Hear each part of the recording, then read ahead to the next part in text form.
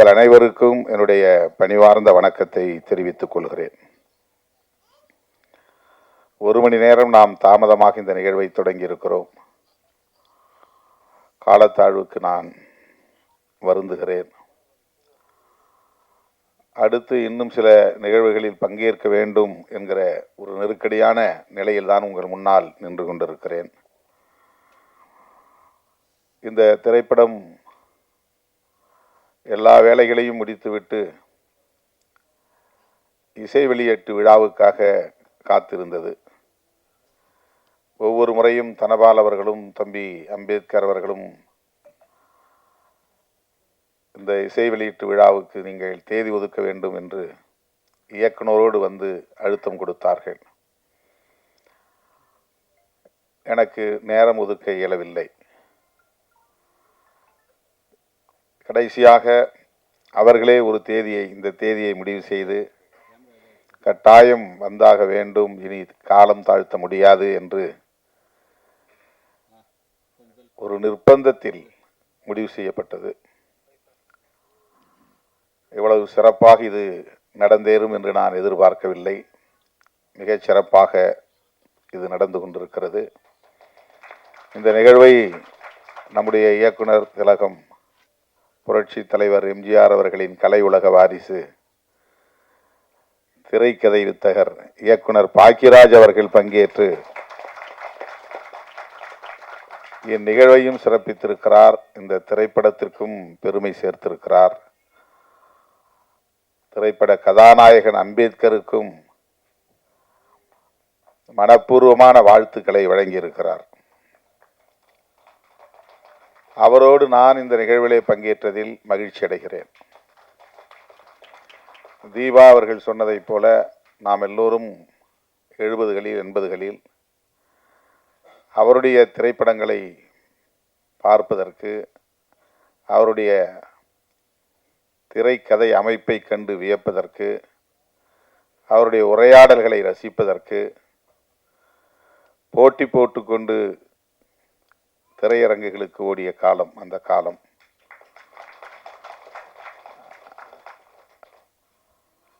அதனால்தான் எம்ஜிஆர் அவர்கள் வேறு யாரையும் வாரிசு என்றவர் வெளிப்படையாக அறிவித்ததில்லை. என்னுடைய வாரிசு, கலை உலக வாரிசு பாக்கியராஜ் என்று எம்ஜிஆர் அவர்கள் வெளிப்படையாக அறிவித்து அவரை உச்சி மோந்து பாராட்டியிருக்கிறார். அவருடைய வாழ்த்துக்களையும் பாராட்டுக்களையும் பெறுவதற்கு தமிழ் மக்களின் பேராதரவு மிக முக்கியமான காரணம். அந்த அளவுக்கு தமிழ் மக்களின் நெஞ்சத்தை அள்ளியவர் நம்முடைய இயக்குனர் பாக்கியராஜ் அவர்கள். அவருக்கென்று ஒரு தனி வழி, தனி பாணி.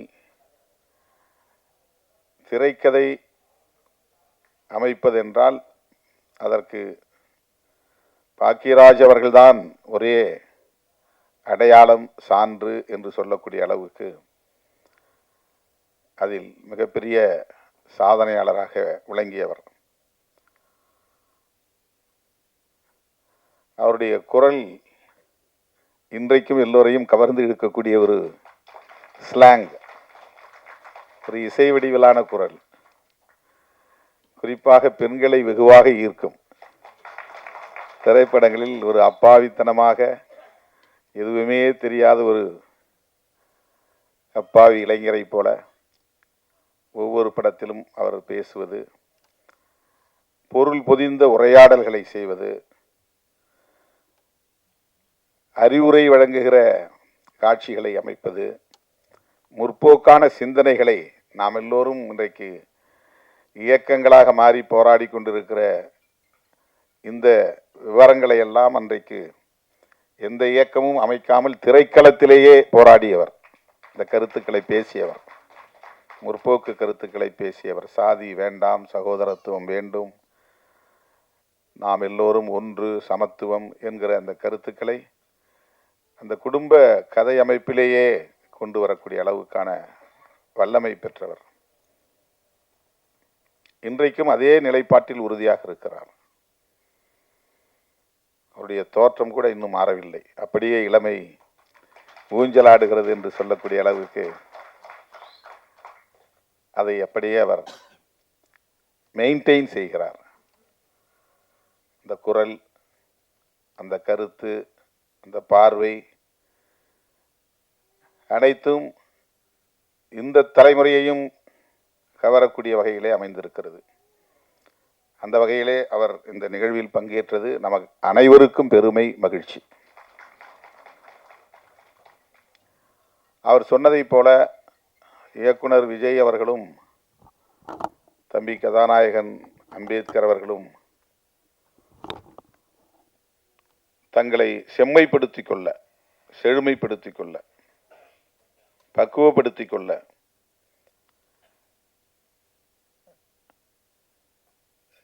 தங்களுடைய களத்தில் முன்னோர் யாரோ, சாதித்தவர்கள் யாரோ அவர்களை பின்பற்ற வேண்டும். அப்போதுதான் இந்த களத்திலே வெற்றி பெற முடியும்.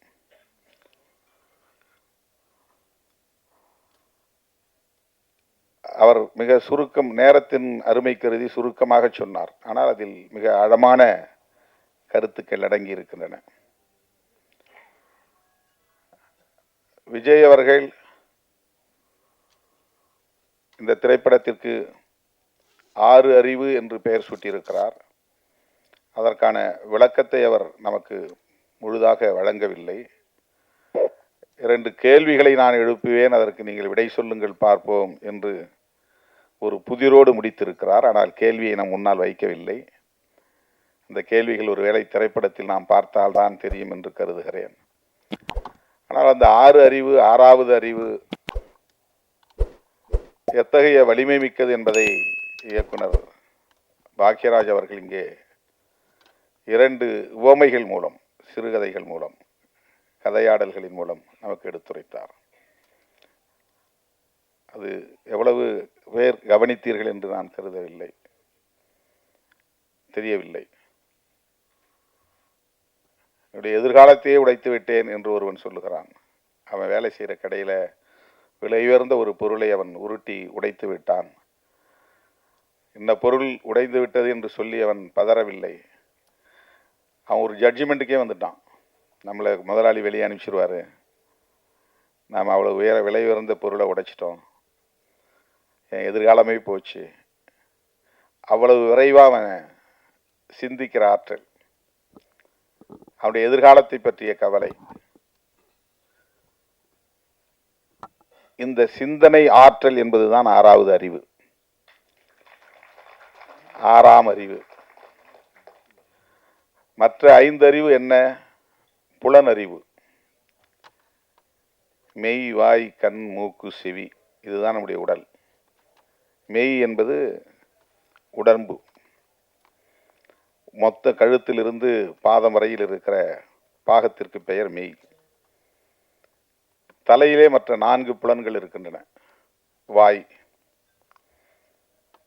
கண், மூக்கு, செவி. இந்த 4 புலன்களும் தலையில் உள்ளன. தலை இல்லாத மற்ற பகுதியை நாம் முண்டம் என்கிறோம். அது ஒட்டுமொத்தமாக மெய் என்று, உடம்பு என்று அழைக்கப்படுகிறது. இந்த 5ம் ஒவ்வொரு அறிவை நமக்கு தருகிறது. உடம்பு தொடுதல் அறிவை தருகிறது,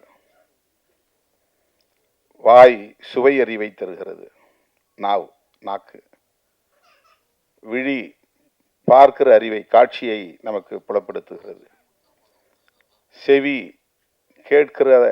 கேட்பதன் மூலம் என்ன கேட்கிறோம் என்பதை நமக்கு சொல்லி தருகிறது. எதை செய்ய வேண்டும், எதை செய்யக்கூடாது என்பதையெல்லாம் நாம் கேட்டு தெரிந்து கொள்கிறோம். மூக்கு வாசனையை முகர்ந்து பார்க்கிற அந்த அறிவை, வாசனையை நமக்கு கற்றுத்தருகிறது. இப்படி இது புலனறிவு. இந்த புலனறிவுகள் 5ம் தொகுக்க பெற்று அதிலிருந்து கற்றுக்கொள்ளுகிற அறிவுதான் 6வது அறிவு. புலனறிவு உணர்ச்சி வயப்படும். ஆறாவது அறிவு பக்குவத்தை தரும். புலனறிவு ஐந்தும் உணர்ச்சிகளோடு தொடர்புடையது. நம்ம ஆத்திரப்படுறோம் ஒரு விஷயத்தை கேட்ட உடனே, உன்னை பற்றி இப்படி சொன்னான் அப்படின்னு சொன்ன உடனே டென்ஷன். அவன் சொன்னது உண்மையா பொய்யா, இவன் சொன்னா இவனே இட்டுக்கட்டி பேசுறானா, இவனுக்கு ஒரு நோக்கம் இருக்கா, அப்படி சொல்லியிருக்க வாய்ப்பு இருக்கா, அவன் அது மாதிரியான ஆடுதானா அப்படின்லாம் நம்ம பார்க்க மாட்டோம். காது கேட்ட உடனே ஆத்திரம் வந்துடும். அது எமோஷன். ஆத்திரமும் ஒரு எமோஷன் தான். விஜய் சொன்னது மாதிரி அன்பு ஒரு எமோஷன்னா ஆத்திரமும் ஒரு எமோஷன் தான், ஆங்கர். புலன் உணர்வு என்பது அப்படியே வெளிப்படுவது, உடனடியாக எதிர்வினையாற்றுவது.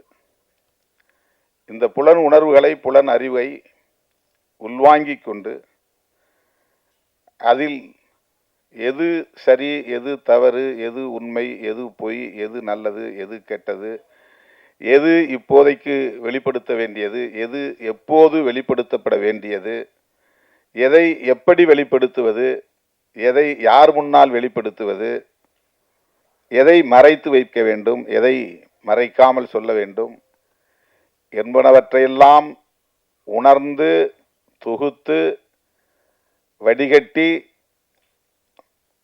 அதன் அடிப்படையில் வெளிப்படுத்துகிற ஒரு அறிவுதான் ஆறாவது அறிவு. ஆறு அறிவு. என் சாதி பொண்ணு இன்னொரு சாதிக்காரன் விரும்புகிறான், சாதி கலப்பு ஏற்பட்டால் என்ன ஆகிறது, என் தகுதி என்ன அவன் தகுதி என்ன அப்படின்ன உடனே அவனுக்கு ஆத்திரம்.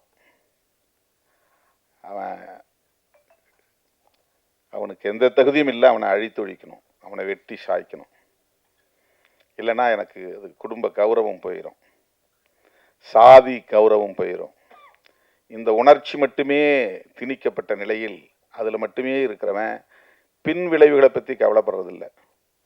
இப்படி ஒரு கொலை நடந்தால் அதுக்கு பிறகு சட்டம் வரும், காவல்துறை வரும், கைது செய்வார்கள், சிறைக்கு போக வேண்டி வரும், ஆயுள் தண்டனையே கிடைக்கலாம் அல்லது மரண தண்டனையே கிடைக்கலாம்.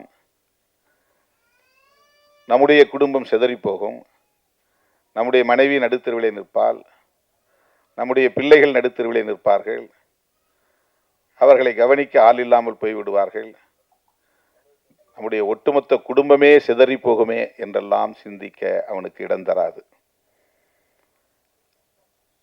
வெறும் புலனறிவு, ஆறாம் அறிவு இல்லை. தன்னை சுற்றி 360 டிகிரியிலும் கண்காணிக்கிறவர்கள் இருக்கிறார்கள், கேமராக்கள் இருக்கின்றன, அரசு இருக்கிறது, சட்டம் இருக்கிறது. நாம் விரும்பினாலும் விரும்பாவிட்டாலும் சட்டம் தன் கடமையை செய்யும், அதிலிருந்து தப்ப முடியாது. அமைதியான குடும்பம் சிதறி போகும்.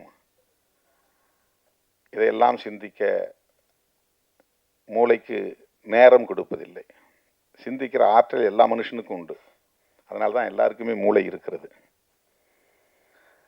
ஆனால் சிந்திக்க நாம் மூளைக்கு வாய்ப்பு தருவதில்லை, உணர்ச்சிக்கு வாய்ப்பை தந்து விடுகிறோம்.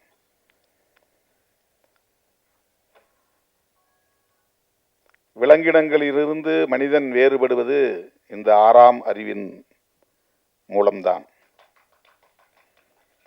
இதையெல்லாம் யோசித்து பார்க்கிறவன், சிந்தித்து பார்க்கிறவன் முதிர்ச்சி அடைகிறான், பக்குவம் அடைகிறான்,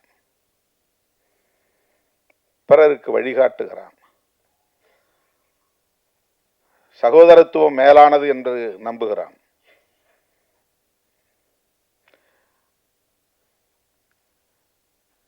ஜாதி ஜாதி ஜாதி என்பது நாம் பிறப்பதற்கு முன்பிருந்தே விவாதிக்கப்படுகிற ஒன்றாக இருக்கிறது. உலகத்தில் வேறு எந்த நாட்டிலும் இந்த சமூக கட்டமைப்பு இல்லை, எந்த மதத்திலும் இந்த வடிவமைப்பு இல்லை. சாதி அடிப்படையில் உறவுகளை தீர்மானிப்பது, மன வாழ்க்கையை தீர்மானிப்பது என்கிற ஒரு வாழ்வியல் உலகத்தில் வேறு எந்த சமூகத்திலும் இல்லை.